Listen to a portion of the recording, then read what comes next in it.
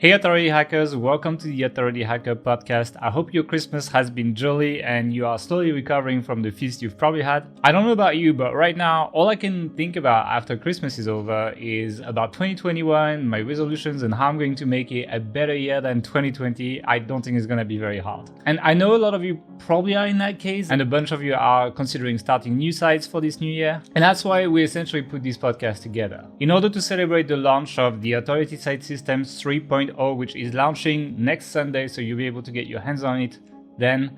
We are actually taking a bunch of stuff that we put in the link building section of that new course, and we are going to be discussing it today for free on the podcast and kind of like sharing our ideas on how to build the first 100 links to a brand new website. And usually these first 100 links make a big difference, right? It's like, I see it when we have a new site without links and then we build even 50 links or something, then the rankings tend to skyrocket. It doesn't mean that it's necessarily like tons of money at the beginning because it's still a new site, but you can definitely see a lot of them in the search rankings and things actually happening. And usually that's a massive boost to our motivation. So we think it's quite an important topic. So if you are considering building new sites, if you are curious about what is inside the Authority Site Systems 3.0 that will be available on Sunday, then stay tuned.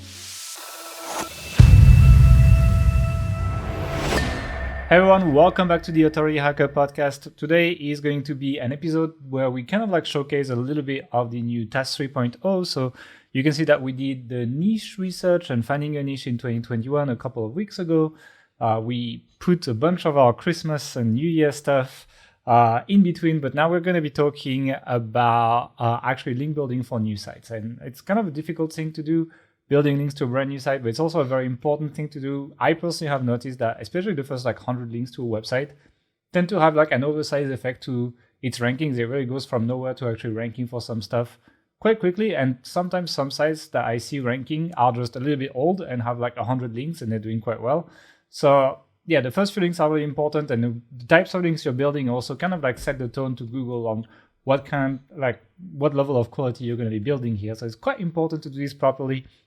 And so that's why we wanted to take the time to talk about this today, how to build links to new sites in 2021. And since Mark did the link building module, he is going to be mostly talking, and I'm here to he literally told me, interrupt me before the podcast. So I'm going to do that. People can rage in the comments. That's okay. But anyway, I see that Mark has stolen some accessories from BB. So how's it going, Mark? It's going good. I've got some new accessories. This was my main Christmas present this year. So yeah. All things are going well. You have a very generous family, I can see. Indeed. Yeah. Was Santa Claus good to you, Gail? No, I don't do Christmas presents that much, to be frank. You don't do Christmas presents? No, dear. Not really. It's like in France I tell that, like when I go back to France, I didn't go back this year because obviously it's a bit complicated to fly back and come back this year, but usually when I go, I tell people not to buy me presents, and I will not buy them presents. And I kind of like, I do buy presents, but I buy presents in a different way. I buy presents that actually make an impact on people. So like, my sister was out of a job. I bought her a MacBook Pro, for example. And it's like, well, here's a $2,000 present that's going to make an impact in your life. But I'm not buying you like a Christmas present every year or something stupid like that. So I make presents that like people need. Just want to point time. out, you've never bought me a Christmas present in the 11, 12 years we've known each other. Well, not now once. You know why. Because I don't do Christmas presents. It's more like if you need something, like if I feel the opportunity for something that will really make an impact, then I get a gift to someone, regardless of the time of the year. But it's quite rare. It's like something, even to my sister, it's something that happens every like 3 to 4 years or something like. But it's gonna be a big thing, you know. It's like it makes a big impact or something like this. I took my mom for 2 weeks in Croatia and around the Central Europe as well. Like that was one of my gifts a couple of years ago, for example. Like I paid for everything, and that was my gift. So it's more like that. I just don't like the bullshit presents under the Christmas tree. I think it's a waste of time and money, especially when a lot of people struggle for money. I think it's stupid, you know. Guys, if you're watching this on YouTube, leave a comment. Let us know what you think of Gail's gift-giving strategy. Do you agree with it, or do you have some festive spirit yourself? Let us know. I mean, I'm saying that it's like we're okay financially, but it's like not everyone in my family has like a ton of money. And so it's like seeing them buying dozens of presents to people, etc., when there's things that they would need in their lives and they don't get, feels like a massive waste of opportunity for them. And so I don't want to encourage that as well. And I've always lived like that, so it's more like that. But like I do spend on gifts, but they're usually consequent and very rare. I feel like we could develop this concept into an entire episode of a philosophy podcast. But that's not why people are here, right? So anyway, I hope people's Christmas was good. And let's jump into link building. That's going to be less awkward. All right, let me take this off because I actually have to bend down, so otherwise, I'm not in the frame correctly. So I think if people share that with their boss as well, it's better if you don't wear it. So anyway, link building for new sites. Let's say I can only do one thing. Let's say I have like 2 hours a week to do link building. I really don't have much time. I have like 2 jobs or whatever. Like people are really struggling trying to build this up.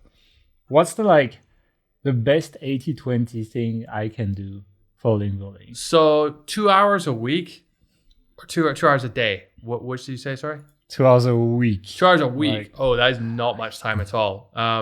You would be best pressed to start doing link building with HARO, which is how we start all of our new sites link building. And there's a very specific reason for that. What is HARO?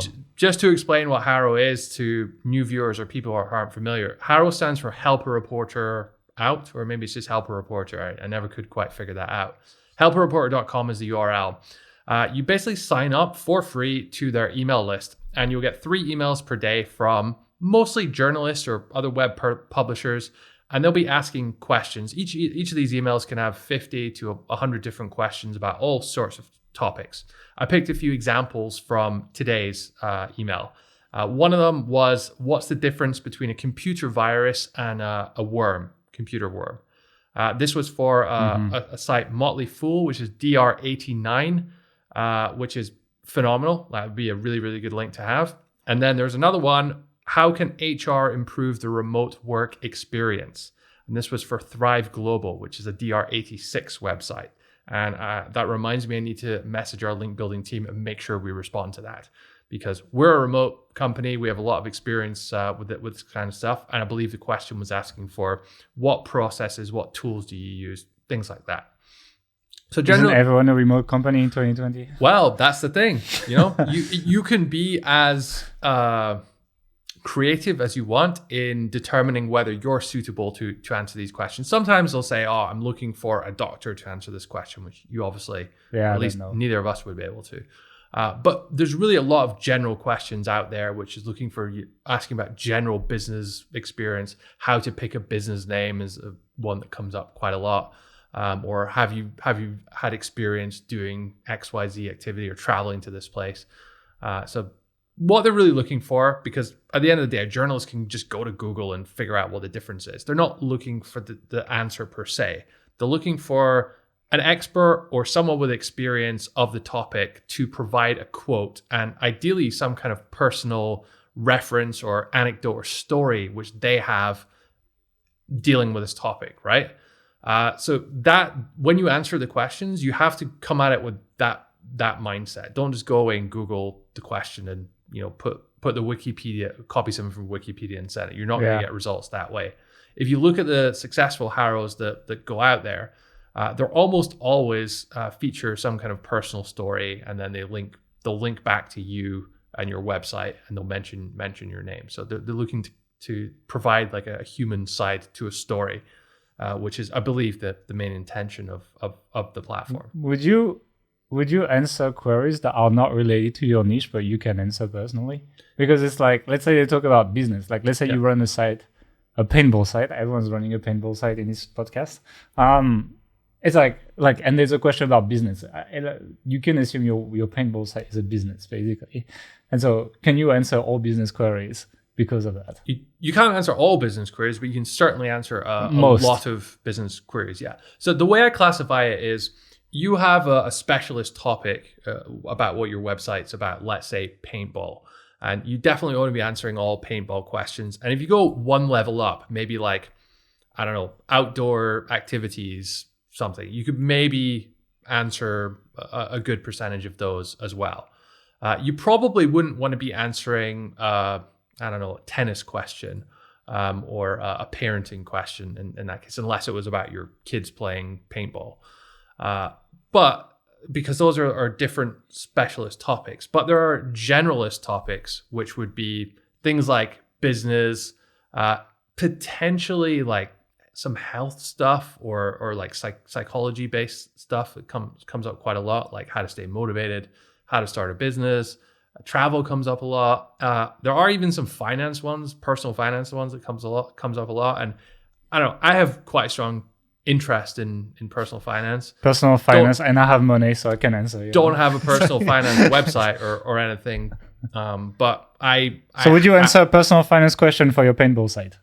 Potentially, yes. And we've done this many times where we've actually gotten links in these HARO responses, which are on a finance type topic, just because of this exact situation. So 100%, yeah, you would do it. Obviously, you want to prioritize things. So yeah, do your specific niche examples first. And then if there are none of those, go one down. And then if there are none of those, go more general. If you only I would say it's possible. I would say it's possible to do that, but I would say also if all the links you get are like business links to a paintball site, it's a bit of a problem too, probably. Yeah. Like it's probably one of these like maybe if 20-25% of your links are like off topic, it's fine. But if like 70% of your links are off topic, I think it's going to be a bit of a relevance problem. You need some links from paintball sites too if you have a paintball site. So it's almost like initially you want a core. So it's like you do want all the paintball links too. If you don't have enough, then I think I would not go off topic. It depends on what your link profile looks like, I would say. It also depends on how broad your niche is, right? Paintball is very, very narrow. And I don't actually recall ever seeing a paintball query on HARO. Not that I've been looking for them. I'm sure there are a few. But if you're in a broader niche like health or I don't know, like gym accessories, something to like get a bit more specific, then you'll have loads of inquiries. Like stuff's going to crop up every week. So target those first.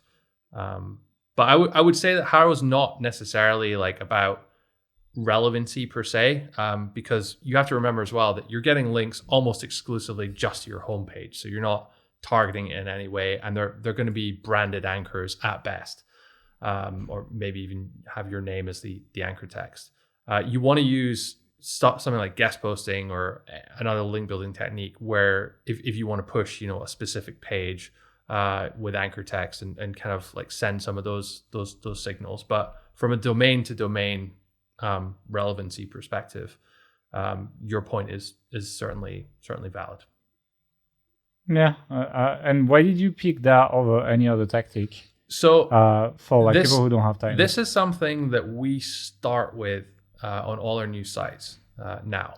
The reason we do it like this is because HARO, there's an upper limit to the amount of links you can acquire through HARO, because there's only a set number of questions per day, and realistically there's only going to be a handful that any one site can respond to each day. So that sets a cap on how much you can do, and therefore the only way to do more is to have more days or have more emails or spend more total time doing HARO and kind of get the throughput that way. So for us, it makes sense to maximize that as early on as possible.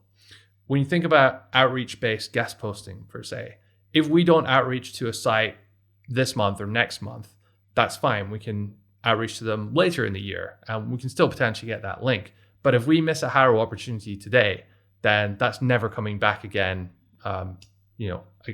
ever really. Some sites make like HARO based content and like they'll come regularly as well. I think like you might have some opportunities on some sites to get back, but you are gonna miss some. Yeah. What's the success rate, right? So basically the principle is like they send you an email, they ask a question, you answer the best you can, and then you kind of like tell them why you're relevant, and hopefully they pick your answer and they link to you, right? Yes. What's the success rate? Like how many answers do you write to get one link? In the entire time we've been doing HARO, it's hovering around 20%. So 1 in 5 responses gets a link. Now, It used to be about 16%, I think, but our percentage success rate has been going up over time as we've just gotten better at writing these and sort of started to learn which type of queries are resulting in links and not sending responses out to things to queries which we don't really stand a chance of. So it's been going up, which to be honest surprised me a little bit because I know HARO is becoming more and more popular with SEOs, online marketers as a link building strategy. Because we've talked about it a number of times on this podcast. We have I think we have a whole show about it. We'll maybe link to that for those of you watching on YouTube. So it's evidently becoming more popular, but we're still managed to get a higher percentage of links. So I don't know if there's just more. I don't know what the reason for that is. To be honest, it's a little bit counterintuitive, but so it is what it is. We've done that on a new site as well, on the task site, the task case study site recently. And like, did we do a lot of it yet? No. So we've done like 3 or 4. So it's too early days to make any kind of judgment call about that. My question though is like, do you think the success rate is different based on the like how old and established the site is? So do you think newer sites will struggle more? It's not. There's an element of truth to what you're saying there. It's not the specific age of the site. That it's not like someone's looking, oh, that site's 12 years old. This one's only 4 months old. I'm not going to do that. That's almost irrelevant. What they look at is they'll go to your website and they'll just have a quick glance at it and they'll make like that initial assessment. Does this look like a legit proper site? Yeah, and if it's not based on your DR. If it's like the default WordPress theme and there's no face behind it and like it's terrible and there's loads of like pop-up spam or whatever, then you might not be doing so well. But if you have like a nicely designed site, which is very easy to do these days with templates and things like Elementor, if you have something which just looks pleasant to the eye, and your face is on there, the same name as you're outreaching for, responding to the HARO with, your photos in there. Maybe there's a link to your Twitter or social media, something. Just these small relevance or small legitimacy signals count for quite a lot. So if you're having problems, it's probably one of those things doesn't quite stack up. Okay, what's the average link authority DR? Let's say because you gave like these 80 plus examples. Well, what's the average? Like a random, and also what's the worst link we got from HARO? Well, the average DR we've gotten since we've started HARO, it has been 59.53. So basically 60 DR 60, which is pretty reasonable. I think the highest one we had was from American Express. It was DR 91 or 92. And there have been countless ones in the high 70s and 80s as well. The worst one we've had, honestly, like HARO's not that bad. You very rarely get a really bad link. The lowest DR one we've had is DR 10, which is obviously very low, but it was still a legit website. It was smallbusinessrainmaker.com, and they just had a blog. It was a... Did we get a spammy link, a link you regretted you got? No, like a link where you're never. I wish we didn't have that link pointing to our site. Never. I have seen them before. Quite often with HARO, the publisher will post their brand name on the HARO query, so you know where you're getting the link from, and you can kind of suss them out that way. Often though, or sometimes they'll mark it as anonymous, and it's just kind of random what happens. Generally, the more legit sites, the bigger publishers will post their names, so you kind of know what you're getting into. They get more answers if they do anyway. You can kind of read between the lines. Sometimes if the question's not very well thought through or worded properly, then it's like, what's going on here? Kind of. It's always these boring questions, right? In online marketing, I remember the team asked me to answer something. It's always like, what is the best tactic of 2020? Or what is? It's like, please kill me now. Anyway. Yeah, but it's a grindy, repetitive thing. You'll end up answering basically the same questions. Same 40 questions over and over again. But that's what people want, But the good thing with basic is that even though you may not be an absolute expert in your niche, it's usually quite easy to answer these questions. It's not extremely technical or something like this. Yep. It's very rare that they actually look for true experts that can talk about a very strong technicality of the niche. It's, as I said, for like online marketing, it's gonna be like, oh, what's the best tactic of 2020 or something? It's like, right. And I think most of our listeners in this podcast could probably, give a solid answer to that question, right? You don't have. When I didn't know what to answer, I just typed the question on Twitter and I was just looking at what people were tweeting. Yeah, that's a really good tactic as well, because remember I said at the end of the day they're looking for the human touch and like what people think, not what the Google answer is for this. So yeah, should you consider that? Anyway, to go back to the initial one, which was like people who only have 2 hours a week. Yeah. Does that work? So we spend on average about 20 to 25 minutes doing each HARO response. So you could realistically do one a day, Monday to Friday, and spend 2 hours of your time. And that's 5 a week. Even with 20%, you're getting one link a week, which is 52 links a year, 52 DR60 links to a new site in 2021. I'll take that. I think that will start moving the needle. As you said, I wouldn't do that exclusively, because you might like lose some relevancy and end up with a bunch of general links, which may hurt you in the long run. But if you use this as like the base of your link building, I think it's solid. It really is, and there's almost no reason not to be doing this. I don't mind as much the links being a bit broad on the topic when they point to the homepage. Yeah.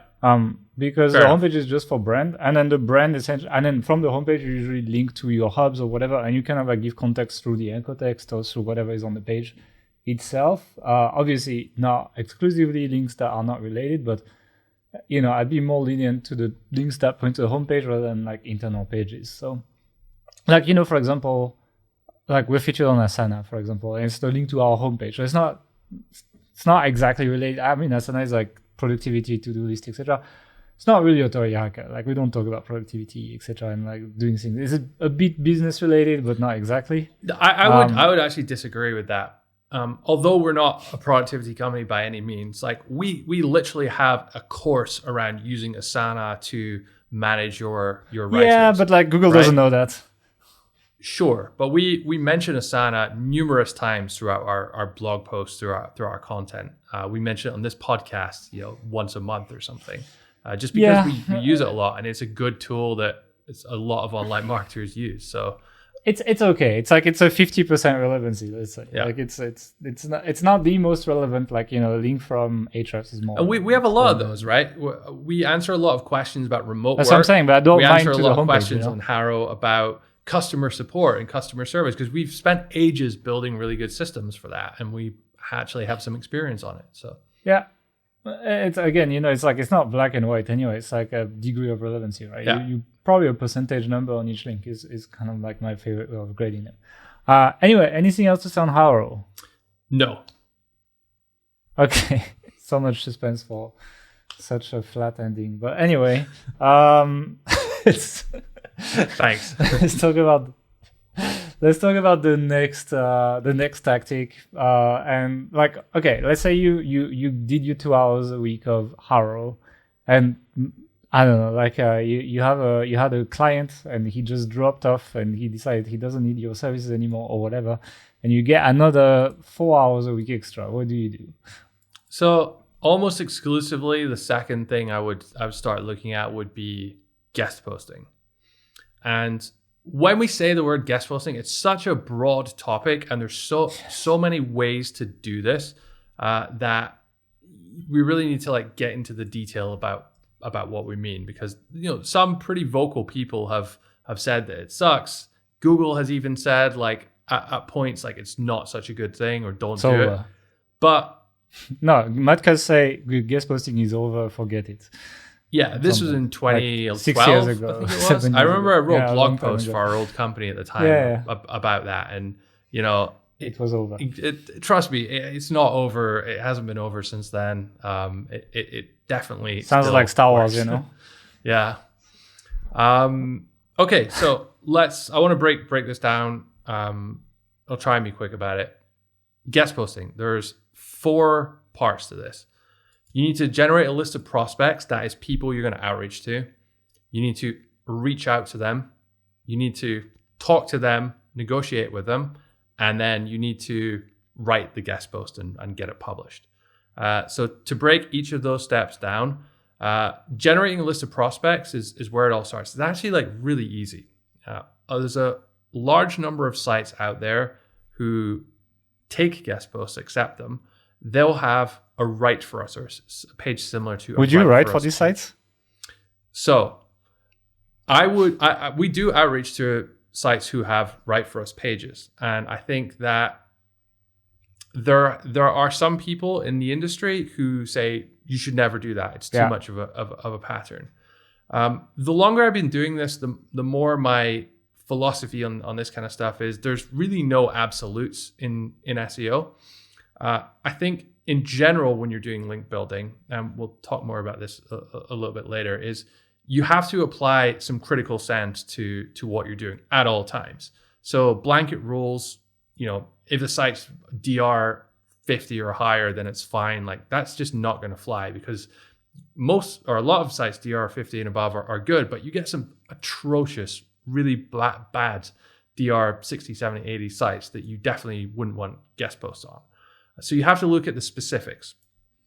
And DR is probably not the best metric when looking at the quality of a site. It's a broad indicator, but essentially DR is measuring the number of links which Ahrefs is measured pointing towards that site, which is multiplied by the authority. Yes, it's not really an ideal solution for this. So you need to look at a number of different factors, such as does it go to the website? Does it seem like a legit site, or is it a drop domain PBN which someone's trying to get some free content for?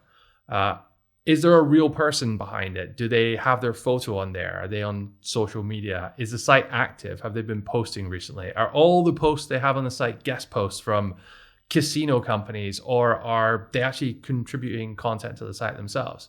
Go to Ahrefs or whatever your favorite keyword tool is and see if they have traffic.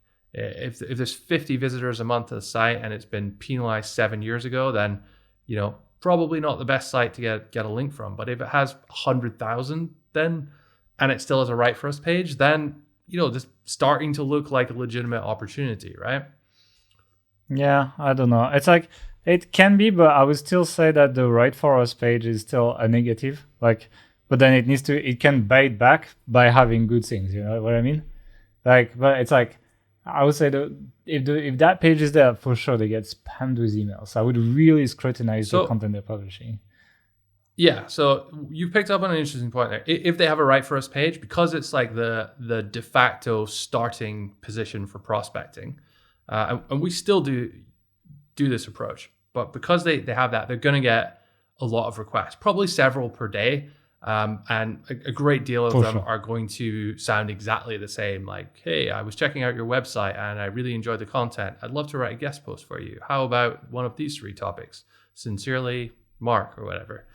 And a few years ago, that would, you get a really good hit rate out of that.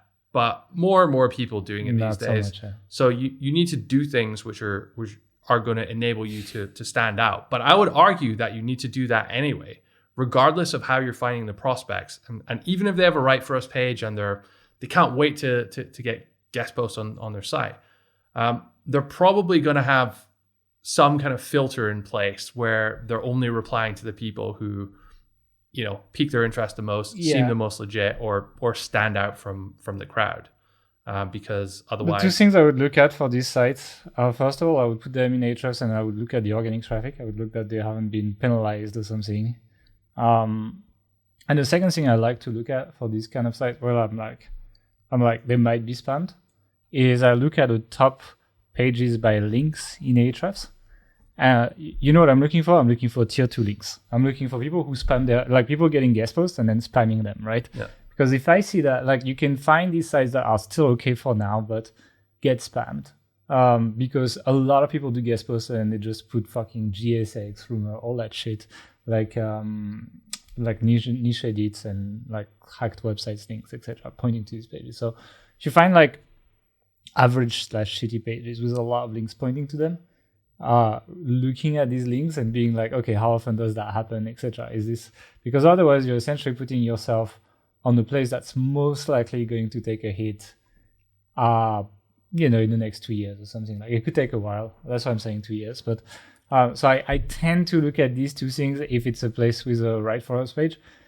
And not only that, but you need to make sure that it doesn't happen after you've submitted your guest post as well. So it's like it's a little bit of a tricky one. You want to make sure, because I think also a lot of places kind of like have okay standards that at some point it slips and just like it becomes shit. Mm-hmm. So I think it can work. I think there is places that are still good, but I think if I see this page, I'm extra careful usually. So the construct which is occurring here is the kind of SEO race to the bottom, right? If SEOs are aware of a place which is very easy to get links, to get good links, then very quickly all SEOs will be aware of that and they'll overuse it and it will become not a good place to get links on. So all that the Right For Us page is doing is that it's potentially highlighting that it's a big flag, say, hey, come write a guest post here. And it's making it more aware to SEOs that. So the chance of that site being further along that race to the bottom process is higher. But it's not because they have that page that they're there. Oh yeah, for sure. It's just like an indicator. I personally think it's one of the best strategies for newer sites to get guest posts, because it can be it works. somewhat challenging to land guest posts when you're a new site. And I sometimes struggle to explain why this is. My theory in the past used to be, it's just a new site, you haven't built up enough credibility, authority. But sometimes we build really good looking sites with amazing content, and for a quick glance, someone looking at it, they would not know that this was a relatively new site. It looks like an established authority site.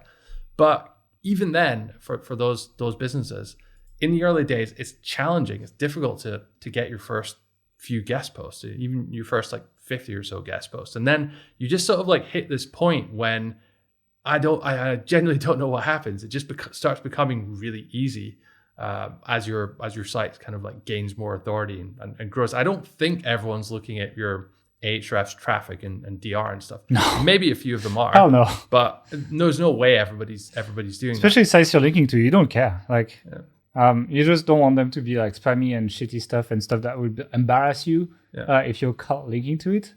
But I don't think people care about your SEO metrics when they link to you at all. Like, it doesn't matter. If you have like a really good site that's brand new and it looks good, I think you have good chances of getting the main thing you want to be communicating is that your content is going to be good. If they have a reason to doubt that it's going to be anything but amazing, they're probably going to ignore you or not respond to your outreach message at all. But I just want to dial things back a bit, because we talked about the Right For Us plus keyword as a prospecting strategy, a way of finding sites to potentially reach out to. But there are others as well. The most effective I found is whenever you're doing any kind of prospecting, you'll come across certain sites, and if you look at who else is guest posting on there, and you try and reverse engineer those people, and figure out, okay, a person from site A has got a guest post here, and then you go and look at all the links to site A in Ahrefs, and you can see where else they're getting links from, and you can organize that by date, DR and whatnot. So you can try to find those prolific guest posters. And the people who are doing this a lot are generally the people who have the most experience with it and are good at it. Not always, but generally speaking. So if you can start reverse engineering what they're doing, it can be a very easy way to find a lot of prospects who accept guest posts from good sites with good content. So that's a strategy that works particularly well.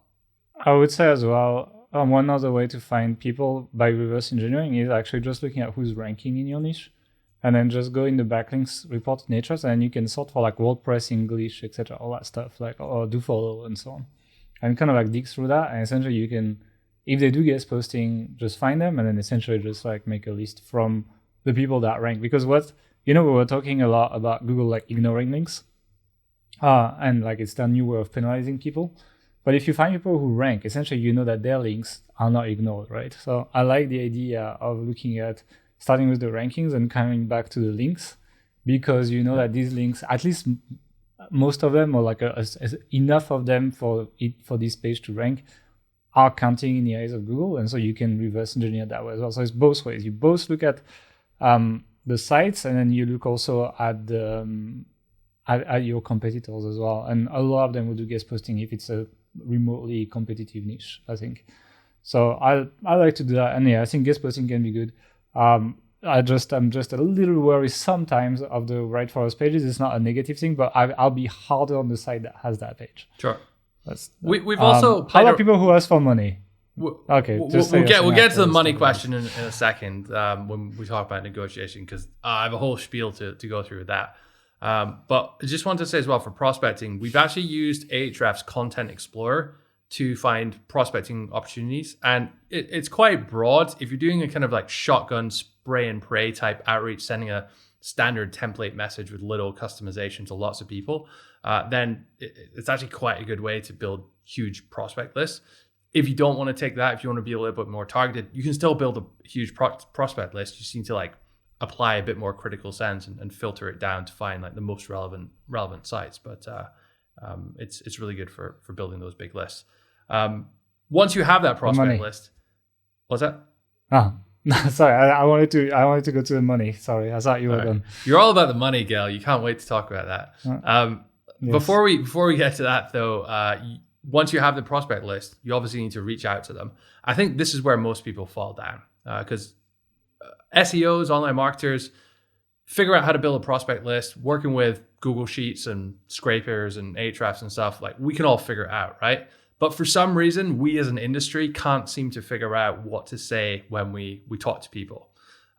Don't necessarily know why that is, but the quality of outreach message hasn't really gone up in the last 5 years or so. In fact, if anything, I would say the quality's decreased just because more people are doing it, and they've kind of like copied other people's templates, but not quite as well, and it's got. You know why? It's because the innovators start first. The people who are like, ahead of the time start first, and now it's kind of like coming to the masses doing this stuff. And to be frank, a lot less refined people. I mean, I see the outreach messages I receive, and it's like, it's almost like people took the words they wanted to say and just shake it and just like send the email, and then it's just like everything's just all over the place.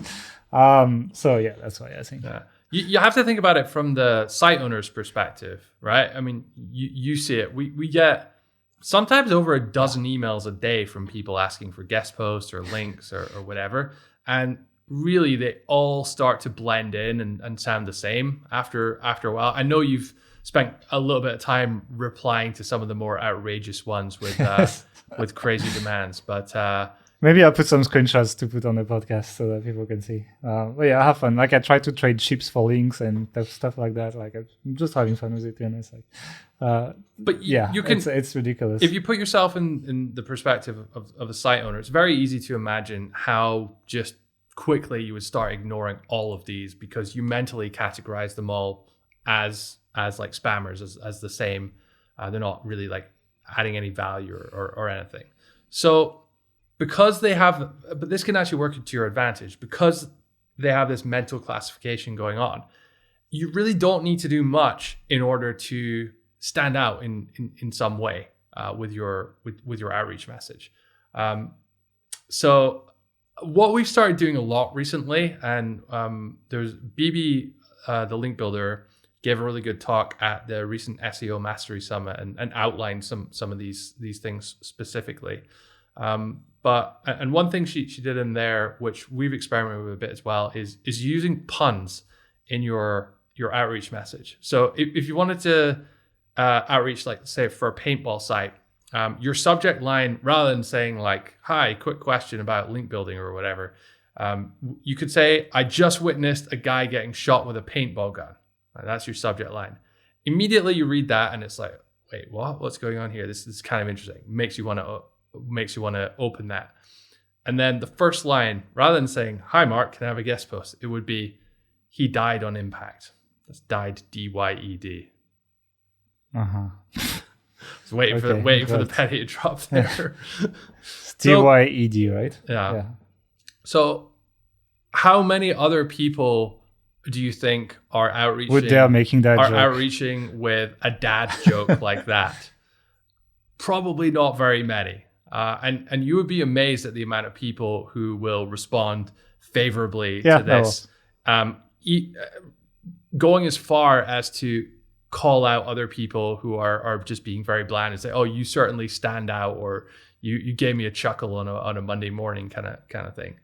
And there are many other ways to approach this, but that is an example of how stand out is absolutely crucial if you want to get good links from good sites. You know what works really well as well? It's memes and images, because it's like, you go through your email and it's like you archive, or delete or report as spam for that matter. And it's all text, right? Pretty much all of it is text. But if you have like an image that's like bright color or something, it's going to stop you from scrolling or something. And you're going to check the image without reading the message. But the images work quite well, actually. So I would say I would include images. I wouldn't try to do some creepy personalized image or something. I don't think it's I saw there's a tool called Lemlist, which has a feature to do that. And I think Hunter is even trying to develop it. Like, people seem to be crawling over this feature, but I've never seen it used effectively. And I don't know too many people. I think it's more like about putting like a meme and having a good recovery from it, and like transition to what is interesting to you. It's like, it's more about that than like having people's name on it or something like that. Like, if you have a website, you know how this works. Like, I mean, like merge fields, etc. Like, you're not an idiot. You know exactly what they're doing. And I can spot these from a million miles away. So, for example, a lot of outreach to get on the podcast, right? But we very rarely do guests. It's usually us. Like, really, like 90% plus is us. And when people outreach and say like, "Oh, I like all the people you're interviewing and all the guests and they're so great," etc., I'm like, you don't listen to the podcast. You're full of shit. And you can tell really quickly. So, and I think most people feel that way for their site. They know what makes them special, and it's hard unless you're really involved. It's easy to misfire, and I think the loss of conversion rate from misfiring will easily make up for the increase in conversion rate from the stuff that actually hits.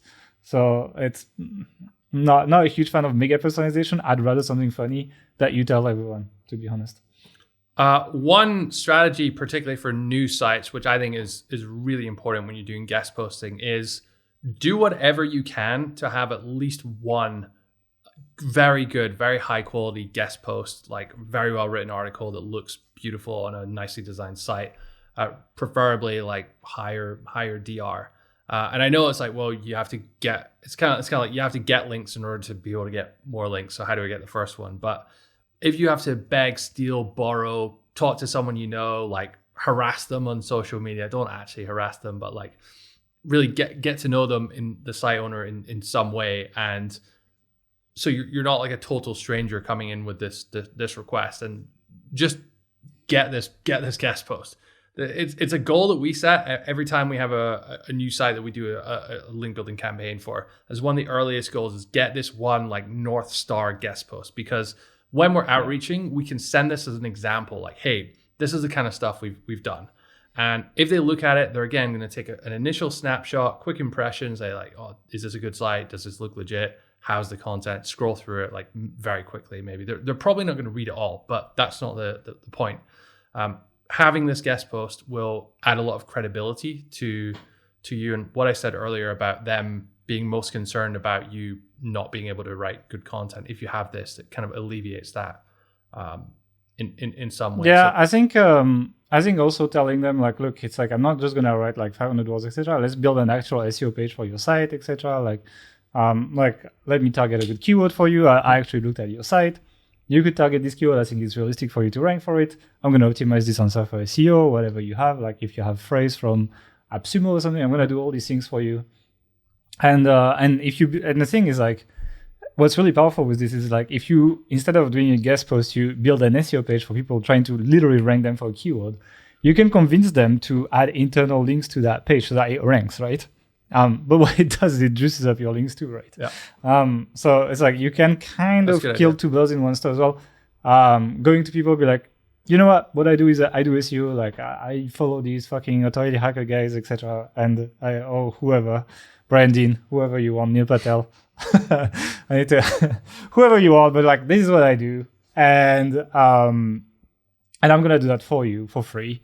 What I get out of it is a link. It doesn't cost you anything. It helps my site rank for this other keyword, which we're not competing against you. And I want to rank you for that keyword. All you have to do is maybe point some links to that page. See, and hopefully rank for that keyword. I don't think that would be a good outreach message. So the way I segment things psychologically is there's a get your foot in the door type email. And if you go in... Yeah. Like, it's not like your initial outreach. It's more like... if you go in explaining that, oh, this is everything you're going to do in your initial outreach, people will just be like, what? Nah. They're like, what's the catch? You gotta warm them up a little bit before you give the detailed explanation. I agree. I would go through that, but like after that, then it's kind of like upgrading your guest post, because if you're like, well, if you're gonna rank that page, it'd be great if you had an internal link from this page and this page and this page, and when you can get an external link point to this page, etc. We don't have a process for that at the moment, but I now have it in my head that that's something we need to do. Is to go back over all of our links that we've gotten before. If we can find some way to check how they're ranking for the main keyword, and then suggest internal link opportunities for them as a way. Hey, did you know you're number 4? If you add some more internal links, how about this from here, here, and here? You might get to number 1 or onto page 1. And not only that, you can do that. You can say, what I will do is let's add these 5 internal links. And what I'll do is, like, next time I get a guest post, I'll actually link to that guest post as well with the right anchor text, so that I can actually like help you rank as well. So you get some external links, some internal links, and you have a chance to rank, right? And it's like you're addressing your link again. Essentially, you do tier 2 link building to your own link. But at the same time, you're like, you know what I mean? Like, you're doing SEO for many sites, and you build that kind of net, etc. And if you do that with multiple people, you can even say like, look, I actually have my friend over there. He can link to your page if you're going to rank up for that keyword, and you link to this page for him and he ranks for that keyword. And both these pages have your link or whatever. So there's a lot of like, kind of like network effect you can do through that. It's more like as the second email. It's more once they've accepted, and then you're like, okay, let's make a plan.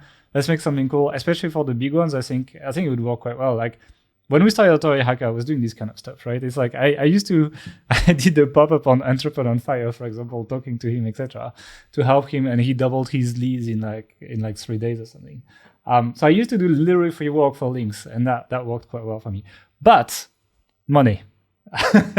Money. I want to talk about money because people ask about money. When we started doing link building for authority sites in like 2013, we'd done link building before as our agency, but when we started doing it for authority sites, at least the white hat stuff, very few sites were asking for money, or those that were, you could almost like negotiate around it by saying, I'm going to give you really good content. But it's like, as more people have come to realize the value of good links, and as more people have started doing outreach, then sites have obviously become aware that they can, there's some value in linking out, and sites are willing to pay for that. You have a lot of agencies, especially these days, who have budgets for each client's link building, and whether they spend the money on the content or the people doing outreach, or just paying a site $50 for a link, it doesn't really make too much difference to them. So that's become a thing. Also, there's been very little in the way of, or almost nothing in the way of penalties towards sites buying links or sites selling links. Like it's at such a colossal scale that if Google penalized every site buying and selling links, I don't think there would be much of an internet left. I mean, there'd still be a lot of bigger sites out there because they're obviously not doing this, but it would cut out like a big chunk of the middle, I think. Yeah, it's like, I think that we live in a world where now paid links are just normalized a lot more than they were before because of Google's lack of action. Like, you go on Facebook groups, like not really many people are posting about links and I got penalized. Even buying shitty services, etc. I'm very surprised, right? It's like, you go on Black Hat Worlds or stuff like that. People still sell fucking crazy link wheels and stuff like that. It's like, and first of all, it can work because we showed that in the link building examples. But Google doesn't seem to be hitting that many people with that, or I'm missing all the messages. If you know about people that report these, I'd be quite curious. But what happened is slowly, because there's no repression, it's kind of like, if nobody was checking the speed limit on the road, like eventually people realize and just like start going a little bit faster, a little bit faster, a little bit faster. Eventually everyone is like 200 on the highway, and that's exactly what's happening right now because of Google's lack of action. That's actually an interesting analogy because like there are speed limits and they are enforced, at least in most countries, to differing effectiveness. But every single person in the world speeds at some point. The speed limits are not necessarily limits per se either, because the police, as soon as if it's 70 miles an hour, they don't penalize you for doing 71 miles an hour. They have a kind of buffer in there, a bit of leeway in there. So you can kind of like push the boundaries a little bit and still be okay. I don't know how we got into talking about speed, but yeah, or how that applies to link building. I like how you just I like how you just took it and you just don't know what's going. Yes, I agree. It's kind of like it's guidelines, but I think Google is a little bit like that too, in the sense that like you can like it's like there's these ways where they will accept a paid link if it's or like incentivized links, etc. I mean, like come on, like YouTubers receive products to review and things like that, and like eventually they post a review on their site. There's a link. It's kind of incentivized. It's again, but like Google's really not probably even gonna publicly go against that. So it's like there's a little bit of that here, but essentially like now we're several years in, right? Where literally very few people have been caught, and everyone's just going at 200 on the highway. I mean, I'm telling you, should we go faster then, Gail? Should we join them? So. Well, I'll tell you when I get my driving license, but I failed last time, so maybe you're not the best person to ask about this, actually. Exactly. Maybe yeah, it's the wrong analogy. But anyway, what's happening is lots of people are paying for links now, even people who have legit sites. And because Google gives you a lot of freedom in terms of just disavowing your links and then just like, okay, it's fine. Then if you were speeding on the highway, it's as if you were just canceling your last 5 minutes. And then you just don't get caught anymore, and you just get back to the traffic. It's essentially what Google does with the disavow tool. You can disavow your paid links, and then it's as if nothing happened, right? And so that's why, in the current state of things, I am personally pro paying for links at this point. We're not doing it, but I am trying to convince you to do it. Actually, if we talk about internal discussions, so I do believe that in 2021. A lot of people are going to pay for links. So like 100% we're going to pay for some links in 2021. Like not for Authority Hacker. We'll try it on a new site. We'll test it 2 new sites or something, see what happens. But up until this point, since 2013, when we started doing Authority sites, we've never paid for a single link. In terms of like the sponsorship fee or stuff, we've obviously paid people to do outreach and paid for tools and stuff. That is what I mean by paid links. But we've never done it. And I think we've proven that you can certainly grow some very large authority sites without doing it.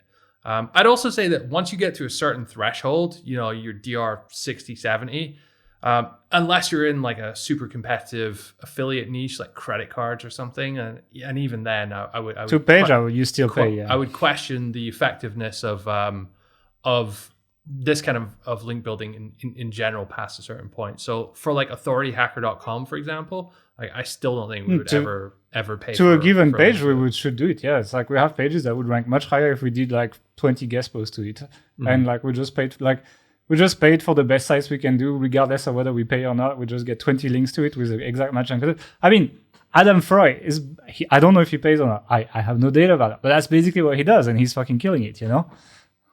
I think the Adam Enfroy approach is more doing that kind of trading, link building cabal thing, right? Where I know, but like what he does is he's pretty high DR. He's same DR as us at this point. Yeah, and he releases a new page. Like he gets 20 to 30 guest posts ago or something, which is crazy. So yeah, but like he's not gonna be like, oh, I'm good, I'm high enough DR, I don't need to do this. Yeah. He creates a new page and he goes and he gets like 30 to 50 links to it with the exact match and context he wants, and he ranks for it. Yeah. So I think I disagree with you on the like, oh, you're high DR enough, you don't need to do that. Mm-hmm. This is good enough for like low level, easy keywords, but like anything that's actually worth money, like no, you need to do that regardless of your DR. You think NerdWallet is not building links? I think it depends on the sort of like competitiveness of the keywords you're targeting.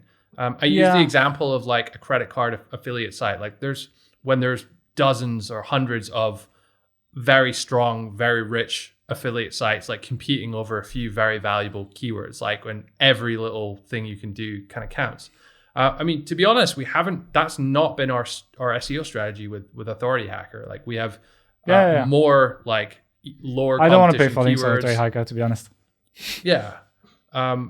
So I just don't think it's a good idea. I think it's far too risky for a site like that. I wouldn't just do it. don't want to. I wouldn't. I mean, Authority Hacker, it doesn't Now- matter. It's more like people engaging with us. But on like a pure affiliate site, where it's like you rank, you bank, and you don't rank, you make nothing. Yeah. Yes, I would say in these cases, I would recommend paying for links, but I would recommend being even more strict on the links you pay for than the links you don't pay for. And it's not about like, okay, open all the valves, get all the links you can, etc. It's actually increasing your standards and using money so that you can match these standards while maintaining a decent enough volume. Yeah. I think if you do it from that point of view, your chances of getting in trouble are extremely low today. And at present, at least, if you do get in trouble, you can just disavow them and get out of trouble anyway. So make a spreadsheet and keep a log, and it's pretty easy, Yeah. Maybe not. Especially because when you get a manual penalty, just do it on Evernote or something. If you have a manual penalty, Google gives you examples of links that are problematic, actually. So it's quite easy. And then you can do multiple rounds as well of disavow. So you can just disavow similar links exactly to what they gave you. And then you can kind of expand a bit, etc. And it's like, it's kind of a guesswork. But, it's like the sites that like several years ago got penalized, because I literally can't think of like very, very recent big ones that got penalized, that did that. And they still ranked after the disavow, after all of that, much higher than they would have if they never paid for links, And they made a ton of money at the time they were ranking the first time off of them as well. So yeah. So I think it's like, I would prefer a world where people don't pay for links, but Google has created a world with no repression, where essentially paying for links is becoming like one of the most viable solution, but it does mean you have to pay for all your links as well. Yeah, you do have to be careful that you're applying good critical sense and checking that these sites are legit. A really common thing I see is there'll be a site, usually a drop domain, someone's rebuilt it, and they take a bunch of guest posts, like their last 50 posts are from casinos and CBD sites and just a bunch of, semi-nefarious stuff. And so it creates this sort of like bad neighborhood effect, and it's not something you can necessarily catch from Ahrefs or from any metric. So you have to go in and check these things in pretty... I wouldn't do that, but again, when we check the links to these CBD sites, remember? Yeah. Like they had links from these kind of like sites with poll links, etc., and still ranked, right? So I think that's why it's like, if you use that to increase your standards and really go for the really high quality, I think your chances of getting into basically, Google's catching the bottom 20% when they do a big update, Yeah. I don't even think it's bottom 20%. I think I don't think that people are getting hit at all these days. At all. All I'm saying is like, even when they do an update, if they did one, usually they catch this kind of stuff first before they catch the more subtle stuff that would look like an organic link, So yeah, if you want to do it very clean though, like Karuf told me, he basically did a test that reliable sponsored links passed link juice. So and the same as do follow links? Yes. Okay. So if you buy into that, you can literally pay for links and have reliable sponsored on your links. Hope for a ranking increase. Obviously, it gives the power to Google to tune this down whenever they want, because you're flagging the link, right? But if you wanted to like stay above board, because Google said you can incentivize sponsored links, right? Like if you flag it, you're allowed. And if you believe that it actually increases your rankings, according to Karuf, which has a pretty good track record of trying things, then you can essentially white hat buy links, So if you want to be like, let's say you're like a really like, a corporate entity that really just wants zero risks with your SEO, etc., I would do that. I would buy really cool sponsored links. I would ask people to add the tag on my links. I am following 100% Google's guidelines, and I'm hoping that it actually helps my rankings, Sure. So that's another way of doing that. So to sum this up, we're going to buy links next year on at least one new site that we're going to be starting in 2021. So we will report back a little bit on some of those numbers. One question that comes up a lot, and I had Jason Malone on the podcast about a year and a half ago, and he and his agency buys quite a lot of links. So he went into some detail about the negotiation of that. And generally speaking, my understanding is that they'll quote you a price, and they usually just pluck it from the air. Then you bargain, knock it down 75-80% before you settle on something. So it seems to be quite negotiable, but we don't really have any data on that ourselves. And when we do, we'll try and share a little bit more about that. Sounds like a cheap Chinese market, when you go and buy stuff, and they quote you the tourist price, and you bargain down. Well, I think that a lot of site owners don't really know the value of these things, and the value is different to each individual site. So there's of no benefit if they put it too low. If they say it's too high, then you'll always negotiate them down. But there might be an agency that's like, oh, $400, no problem, we'll pay for that once every so often. So it's kind of market effects. I'm looking forward to try that on links to page. Like that one page for that one keyword, getting some exact match and context, etc. You struggle to get organically. I think it's gonna make a big difference, actually. Like, let's see what happens. Especially, I'm gonna try Rollercoaster sponsor links as well. Especially, I'm curious about this. I think this is especially true in the early days. Like, it's gonna balance out that generic, less relevant, less targeted HARO link juice with something which is like super super focused in that way. So, all right, let's wrap up guest posting. Just quickly, yeah, I want to talk about link exchanges as well.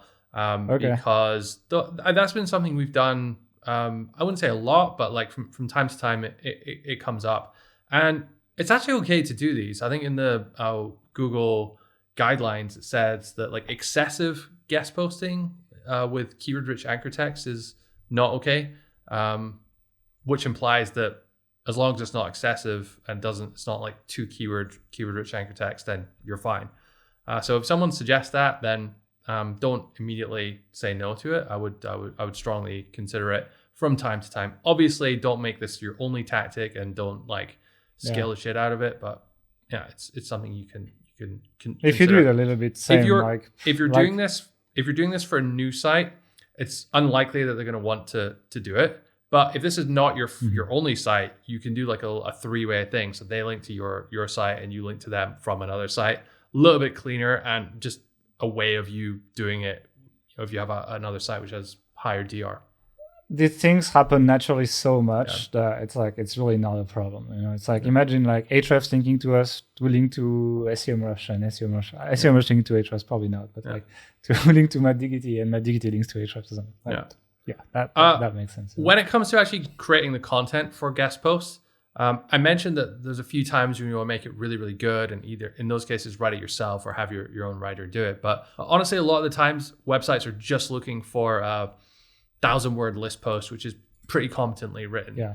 And in those cases, we use WordAgents. It's a content production agency a lot for that kind of content. They're fast, they're reliable, they have pretty good topic experts, and the quality has been good for the last 6 years or something. So they're a pretty good solution for that if you guys want to check them out. I think they start from about 6 cents per word, depending on quantity and stuff. We don't get paid to say this. We just that's the company we use. So if you guys want to check them out, you can do so.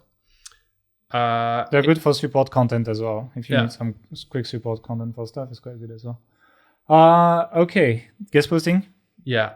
So I mean, I think we spent about 45 minutes talking about guest posting, but that's what I'm saying. Like, anything else? You need to spend quite a lot of time on it when you first start, to like figure out how you're doing prospecting, to craft your outreach messages. There'll be a bit of trial and error there as well. Once you get into the full sort of swing of things, it's very easy to get a couple guest posts a week, spending an hour a day or so doing outreach. Like very, very easy. And the more attention you spend on it, the more exponentially it can kind of scale, because you get big efficiencies in your prospecting, in your outreach. You start outsourcing content, that saves a lot of time as well. So it's a really good link building strategy. Even if Matt Cutts said 7 years ago that it's not, and it's dead and stopped doing it, I wouldn't stop doing it. No, I mean, a lot of people that do really well are doing it. Yeah. Let's talk about the last one. What's the last one? So the last one is Skyscraper. And I put this last because this is something which typically we will plan a site with this in mind. So like the first 10 articles we create for a new site are info Skyscraper articles. And it gives us the opportunity to acquire these links quite quickly. But that doesn't necessarily mean it's the best link building strategy for everyone to do, like to begin with, because it's a little bit more complex and it can be a little bit more punishing if you're not really on the ball, because you're not so much providing something of value to them when you're asking for a Skyscraper link. You're like you are with a guest post. Just explain really quickly what Skyscraper link building is. You essentially find a high keyword difficulty question or info keyword. On Ahrefs has a really good function. I think it's called questions in their keyword explorer. And high keyword difficulty essentially means that a lot of people are linking to the page's ranking on page 1 of the SERP. And keyword difficulty in Ahrefs is only that, actually. It's only based on links to page. Yeah. Links to the top 10 of the keyword, I believe. So because you typically, that would mean it's if it's high, it would be a difficult keyword and you wouldn't necessarily target it for your new site. But if you don't care about ranking for that keyword, you can still create that content. And then suddenly you have a lot of people who are linking to this type of content. And you just go through all these pages, put them in Ahrefs, get the people linking to them. And then that is your big prospect list. And the prospecting for this is very easy to scale very quickly to the point where you can start generating thousands of prospects quickly.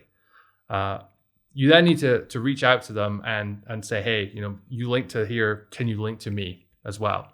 Obviously, you need to be a little bit in a better way, more creative. I will receive that email at some point, than that. And I will say that, like, when we started doing this, like 4 or 5 years ago, it was insane. We were getting like 7% of messages we were sending resulting in links with like no negotiation.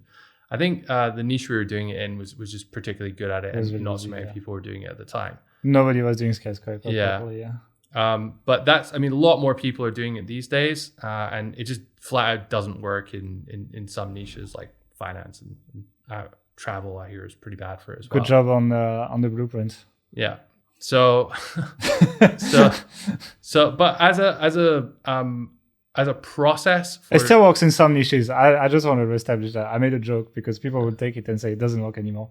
It still works in some niches, but in some niches it's quite difficult. Yeah, and I mean, we still do. And this is why I put it last, because I think you'd be good to build up some more tactile experience in actually doing outreach, crafting templates, doing negotiation before you start sending Skyscraper outreach, because you kind of have to be more on the top of your game for it to be effective.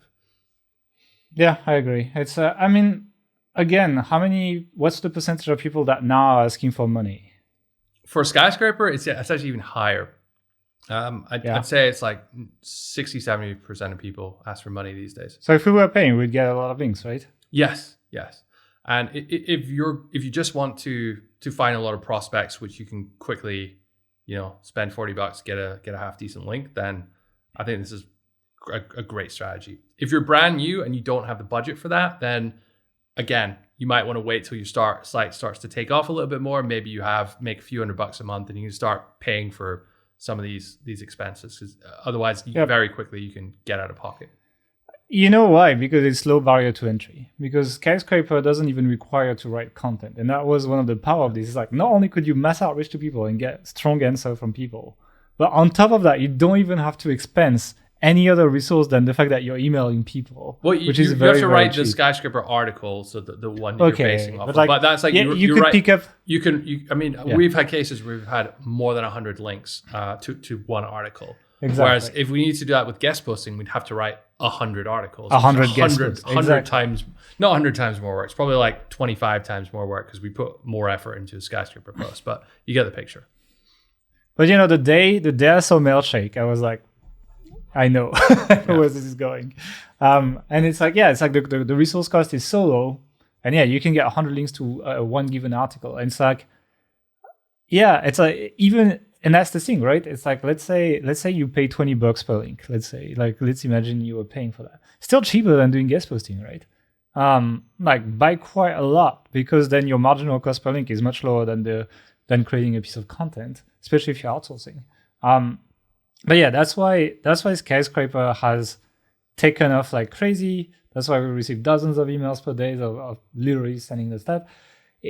In some niches it hasn't been affected so much, and I think in most of the big affiliate niches it's very, very saturated at this point, and it's very difficult. I would still do it, but I would say while you have first of all, HARO you never need to pay. Guest post, you can definitely get a lot of guest posts without paying. Skyscraper, now it's basically your success rate has diminished massively if you don't pay, and if you pay, you have a chance basically. So it's kind of like you can see how like money eats things up in link building, and basically if it doesn't, it costs you somewhere basically. That's why HARO is kind of like the lowest cost right now, and that's why I think this is the first one you recommend, because you don't need to write a full article, you just need to write an answer, and an answer is like 100 to 200 words, right? Which is much cheaper than writing like 1,000 words articles. It is in that sense, and I know what you're saying about like you don't have to pay much money for the resources, but it's difficult. It's difficult in a different way. It requires some kind of like strategic thought to your answers and your personality. Yeah. With those other tactics, you can, if you really want, with Skyscraper, you can send like a standard template answer. You can have an average article that you get from Textbroker or something, and you can pay money and you can get links. There's not the same quality standards that you absolutely have to have with your HARO answer. So it's difficult to overcome that if you have to pay for it if you want to outsource it. So it's like that. You can see how it's like a resource management thing. It's either going to cost you time or money basically to get links. It's like because they have a commercial value, they make money to websites that have them. Therefore, people are willing to pay for them. It's like pretty much any other business, and how it works. And so you will pay with your time or you will pay with your money. If you have more time than money, then guest posting is probably your best guess, together with HARO and spending time on this. And if you have more money than time, it's probably going to be a mix of Skyscraper and guest posting, adding money on top, basically. You can you can mix all these strategies together in many ways. I've seen people who will literally just outreach to every single website they can find. They'll build like database of hundreds of thousands, and saying, "Hey, I want to buy a link from you," and a percentage of them will respond back with a price, and they'll start doing it. And you can do that. It's gonna get at least some levels. I haven't tried it, so I wouldn't estimate it, but you can kind of mix the best bits of different strategies depending on like what you're comfortable doing or not doing, and figure it out that way. That's why I kind of like link building, because you can like dial up and dial down certain areas, and it's all about finding the right mix of different processes and strategies and stuff. So it's interesting. If you were paying for links, would you pay more for a Skyscraper or a guest post link? That's an interesting question as well, because you kind of have to factor in the cost of content. So do you then pay more for a Skyscraper link because like the market equilibrium price is based on total cost of acquiring the link?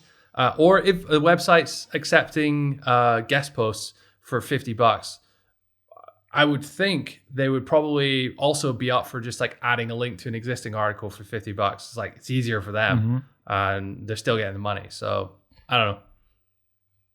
Okay, there's one thing you forget is the authority of the pages that link to you. When you do that, you could literally find the highest authority page on the site, or like the mix of authority and relevance, like the best crossover on that site to your site. And so I actually believe Skyscraper links are worth more provided they're like relevant and on pages that receive links. But there's some counter argument to that, which is that very often when you add links to existing pages, they take forever for Google to even realize that a link was added. And we see that, right? Like look at how long it takes to index the links we do from regular Skyscraper without paying. It's the same thing essentially. And it's like, it feels like guest posts kind of like have more of a bump effect when you publish them versus Skyscraper that like takes a longer time really to see, and it's kind of like blending in with everything you're doing with it. It's harder to see the effect. So I guess it depends. Do you need authority or do you need relevance? Because with a guest post, you can also write about a topic that's more relevant to what you want to rank. And I think that also has some power. And but like, so that works really well. Let's say if you have a high authority site already, let's say you are 50 plus, and you have a new page that you want to rank, I would say maybe I would take a guest post that is about what I want to rank for. Whereas if my site is low DR, I would maybe pick a link on like a page that receives a lot of links so that it passes more authority to my site. So I get some domain level authority building mixed with links to page, So there's a bit of both, but I think it's quite interesting. And depending on the conditions, I guess you might pay more, but I think you can get higher value probably from Skyscraper links, but they will take longer to kick in. So anything else on Skyscraper? Do you want to make this a 2-hour podcast or no? not? This has certainly been a long one, and thank you if you stayed to the end of the show on your Christmas holiday vacation, Christmas, New Year, whatever. We appreciate it. We hope you enjoyed our ramblings on link building. We did not steal Christmas this year, unlike Canada. Anyway, anything else? Any final words of wisdom? Anything else? No, Actually, I just want to wish all our viewers, our listeners, anyone who's followed us this year, a happy new year, and I hope 2021 is a prosperous year for all your websites. Yeah, let's see how it goes. Definitely no gift for me though. Don't expect anything. This guy, honestly. Anyway, thanks for listening. We hope you got some value in terms of building links to your new sites. I think, there's some quite interesting stuff to talk about. As you heard, we will be experimenting with a lot of new stuff next year, so we will be reporting and be transparent. As I said, like I've always said, when we change our stance on things, we'll just tell people publicly. And so this is it, basically. It's like, we're not really sure, and we're definitely not going to do that for every site we work on, but we'll at least, kind of like when you have a cold swimming pool and you just put your foot in just to feel the temperature of the Check it's not too pool, cold, right? yeah. So that's basically what we're going for, but we'll be reporting on that. We'll be talking about this openly, like we have talked about openly about pretty much everything we've done so far. And if you want to learn more about getting started with new authority sites, we are actually launching the new version of the authority site system. Literally took us 6 months to shoot last year or this year, I guess. This year. We started in June, we finished just recently. Over 200 video, really like the biggest project we've ever taken in terms of building premium content for Authority Hacker. We're quite proud of it. It comes with a new case study site in there as well. It comes with pretty much everything is new. Except the community. The community is still the same people. We didn't kick everyone out and bring new people. It's the same people. So if you're in task, don't worry, you have it. You will have it as well. But it is coming out. When is it coming out, Mark? On Sunday. So the 3rd. So on Sunday, people can join in and get access to a brand new course with all that new stuff and a lot of the stuff we talked about on this podcast, plus a lot more. So thank you for listening. We'll see you next week for another episode, and have a good New Year's Eve. And be safe. Bye.